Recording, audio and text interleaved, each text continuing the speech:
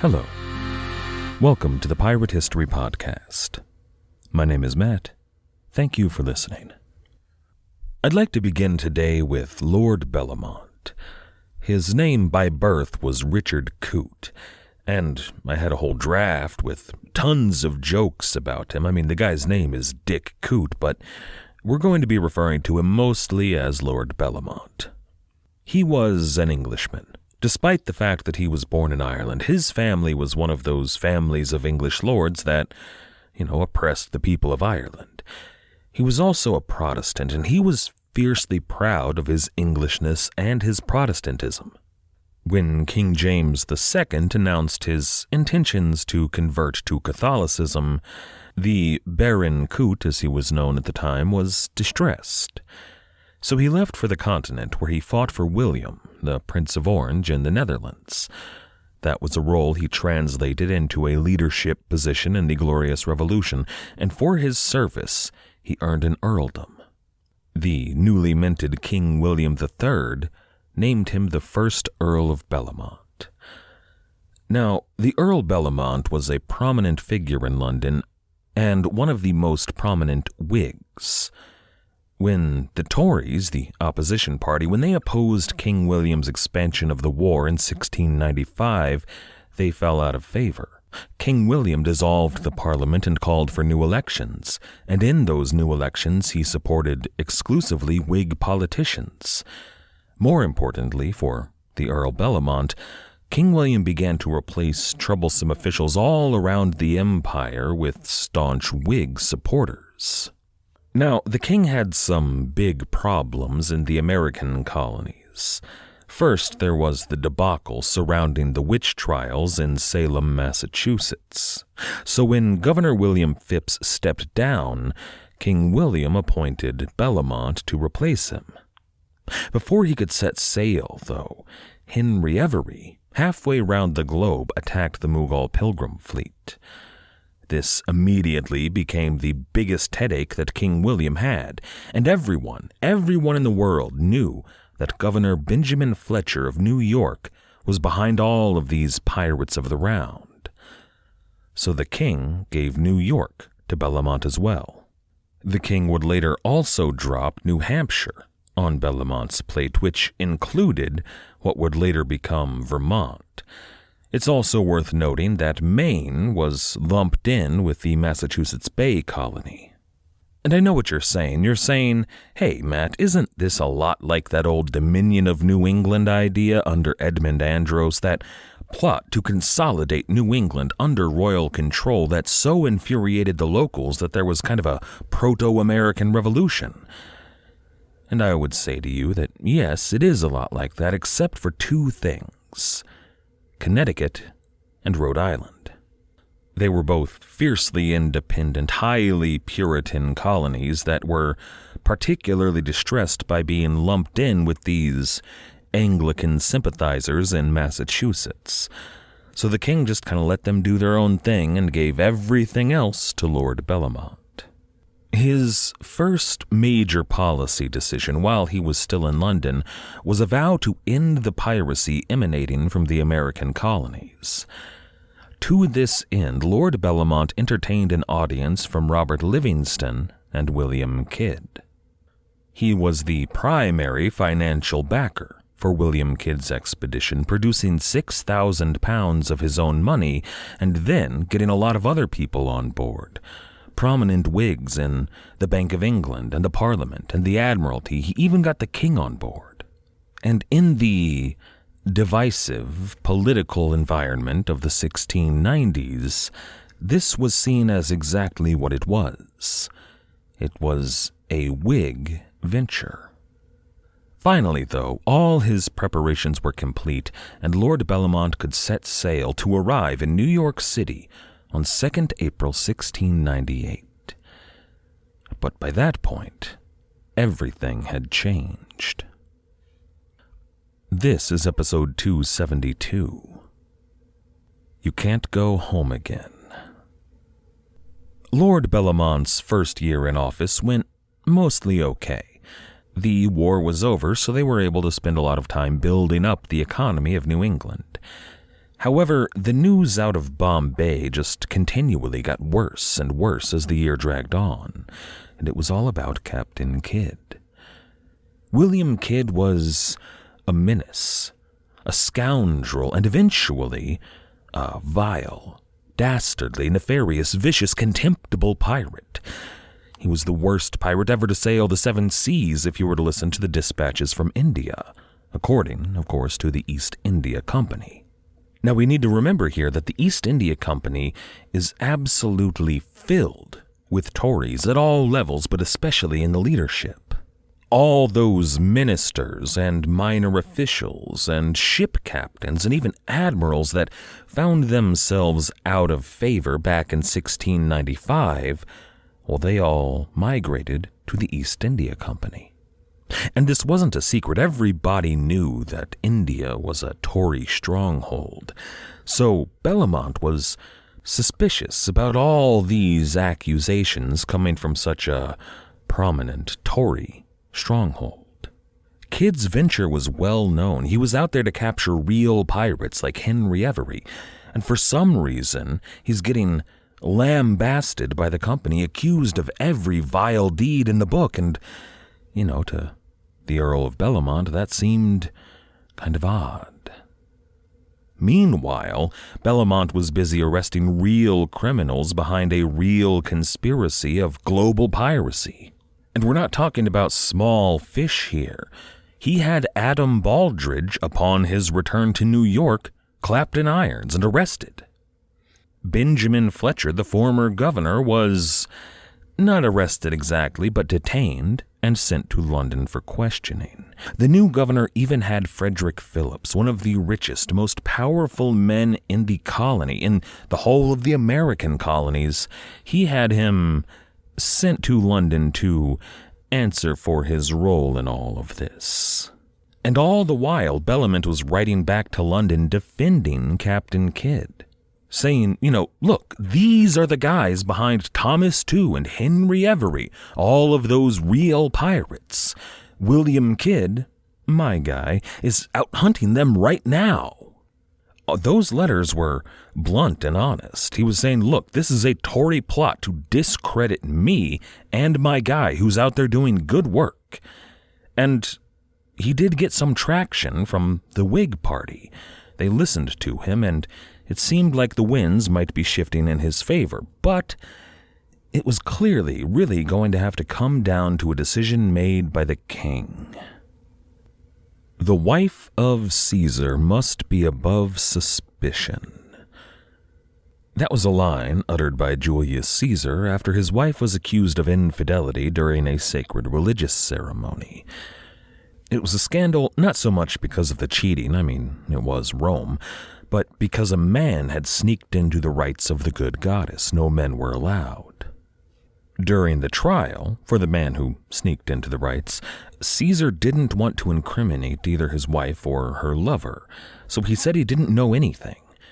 But then he went ahead and divorced his wife. His enemies asked, if you don't know anything, why are you divorcing your wife? And he said the wife of Caesar must be above suspicion. He was saying that for someone like me, and he wasn't even Julius Caesar yet, he was just a senator at the time, but he's saying that even a hint of suspicion is too much for someone like me. I've got to get her out of my life, get her out of my story. King William III funded William Kidd's expedition, and he was currently, along with a bunch of his allies among the Whigs, he was under attack from the Tories, because William Kidd was neck deep in suspicion. And that alone had to be weighing on the king, but then, it wasn't a straw that broke the camel's back, it was a freight train. I mentioned last time that we would talk about Robert Culliford and what are some, frankly, amazing exploits. And I could probably devote an entire episode to his voyage after leaving St. Mary's with William Kidd's former crew, but in reality, it's nothing new. There's no high drama. It makes a good action scene, but that's it, really. We've heard all of this before. So here's the short version of Robert Culliford's story. He sailed for the Gulf of Aden in the Mocha frigate and waited there for some weeks. His men grew restless and hot and thirsty, but eventually the Mughal pilgrim fleet appeared, sailing south from Mocha. Cutlass Culliford waited, bided his time until eventually the lookouts spotted a straggler. The pirates struck. They seized the ship and all of the treasures within, and it's a big deal. It was, according to some sources, the single richest prize ever captured by any pirates of the round. It beat even the Gunsway, allegedly, but that source really only comes from the Mughal himself. That was the accusation he thundered at the East India Company, who was supposed to be protecting his ships. This was the richest ship ever taken by any pirates in our seas. And he might have been telling the truth. We really don't know. There's a lot of speculation about that. But the company, the East India Company, was going to kind of cover this up. There's a reason that this greatest act of piracy that the Gulf of Aden had ever seen is almost unknown. It's not a famous pirate story. Because when the company responded to the Mughal, they told him and the King of England and really everybody in the world, they said that this was clearly the act of notorious pirate captain William Kidd. And maybe they actually did think it was Captain Kidd. He was still in the region after all, but maybe not. Either way, telling the Mughal and the king and everyone else that it was Kidd's doing worked in their favor. This puppet of the Whigs was now responsible for the greatest act of piracy ever known.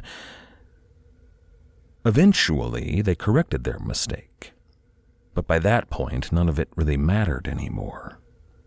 It's kind of like when the CIA will do something really awful. Think about the Tuskegee experiments, that kind of thing. And years later, they'll declassify the files, but only after everyone that was involved is already dead. By that point, it doesn't really matter anymore. Whether they were lying, whether this was a purposeful misdirection on the part of the company or not, the accusation that they made cemented William Kidd's fate. Remember last time when we mentioned that Captain Kidd almost ran into the fleet commanded by Commodore Thomas Warren? It was a close call for Captain Kidd because Thomas Warren had been sent to hunt him down. But the Commodore had a treasure on board. He carried an act of grace. Now, an act of grace was a pardon from the king, or more specifically, it empowered certain agents of the king to grant pardons to certain criminals. In this case, Commodore Warren was empowered to grant pardons to any pirate east of the Cape of Good Hope. It was intended to break the backs of the pirates of the round, and anyone who declined the pardon or went back to piracy after accepting it, they would be hunted down by Commodore Warren. But two names were excluded in the 1698 Act of Grace: Henry Every and William Kidd.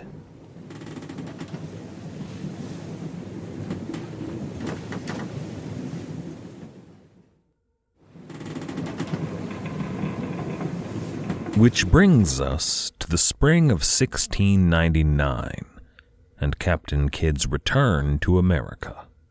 I'm not going to tell that story through William Kidd's eyes, however. Instead, we're going to look through the eyes of his wife, Sarah Bradley Kidd. I'm excited for the opportunity to do this. See, I just got a new book called The Pirate's Wife by Daphne Giancopoulos. It just came out and it's great. It's Sarah's story throughout all this drama. And here in 1699, she becomes a major player in this story, or, as major a player as a respectable woman could be at the turn of the 18th century. All of her public business was done by a man because it had to be. She couldn't go talk to the governor or a magistrate or anything like that. It would have been improper. The man who would represent Sarah Kidd in her dealings with Lord Bellomont was named James Emmett. And James Emmett was a very respectable kind of guy. He was a vestryman at Trinity Church, a non-clerical leader of the church. He'd become friendly with the Kidd family thanks to William and Sarah's many contributions in building the church, but he was actually William Kidd's lawyer when Kidd was in London and now represented Sarah. And it was through James Emmett that correspondence began to reach Sarah Bradley Kidd from her husband. He was writing her letters. Unfortunately, none of that correspondence has survived. All we can know about the content is reflected in what Sarah Bradley asked James Emmett to discuss with Lord Bellomont. We know far more about what Captain Kidd was up to in those months than Sarah would have learned in those letters. For example, Sarah Bradley Kidd did not know that her husband was no longer in possession of the Adventure Galley. He was aboard the Adventure Prize, the former Quetta merchant, but he wasn't going to return home in that ship either. After his stopover at Anguilla, Kidd stopped at the southern coast of Santo Domingo, where he met an English smuggler out of Nassau. That smuggler traded Kidd some pigs and water for some very fine silk fabric, but then he left to go collect other smugglers who could afford to buy up Captain Kidd's entire stock. He returned with 2 other ships, one Dutch and one Spanish, and those 3 ships bought up all of Captain Kidd's stock of fabrics. They did so at pretty rock-bottom prices, but Captain Kidd didn't have a lot of options. Later that year, an astonished French priest named Pierre-Jean-Baptiste Labat would write that the markets in Curaçao and St. Thomas were filled with, quote, the richest Indian silks and muslins, end quote. I know it's almost certainly impossible, but I like to imagine that in about 18 years' time, Calico Jack Rackham would be wearing some of those same fabrics that Captain Kidd sold here in 1699. But now that his cargo was all sold off, and Kidd was able to pay the men that had sailed back to America with him, he bought that English smuggler's sloop, the St. Antonio, and he burned the Quetta merchant. And this act put an end to Captain Kidd's command. The crew split up. They all caught rides back to their own destinations with those other ships. Captain Kidd was, no longer a captain. He was a passenger for his voyage home, as long as the crew did what he said. He did own the ship, and it was going to be a tricky return home. One of those letters that Captain Kidd wrote to his wife asked her to ask Emmett to ask Bellomont if it would be okay for Captain Kidd to return to New York rather than Boston, which had been the intended destination. Which, of course, was fine with Lord Bellomont. He was spending all his time in New York. Boston was kind of an afterthought for him. And so, expecting her husband to return home any day, Sarah Kidd waited. Giancopoulos writes, quote, it had been 3 long years since Captain Kidd left on what was supposed to be a 1-year voyage. From her parlor window, Sarah could scan the horizon for the distinctive features of her husband's missing ship. She knew the vessel like she knew her Pearl Street mansion. She saw hundreds of ships in the harbor, but not one of them was the Adventure Galley. She may have imagined their reunion after so much time apart, warm memories of their last summer together as a family, and their private moments aboard ship before the voyage.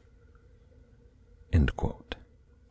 It's important to remember here that, Sarah had no idea what had happened out there, but the rumors kept filtering back that Captain Kidd was a villain and a pirate.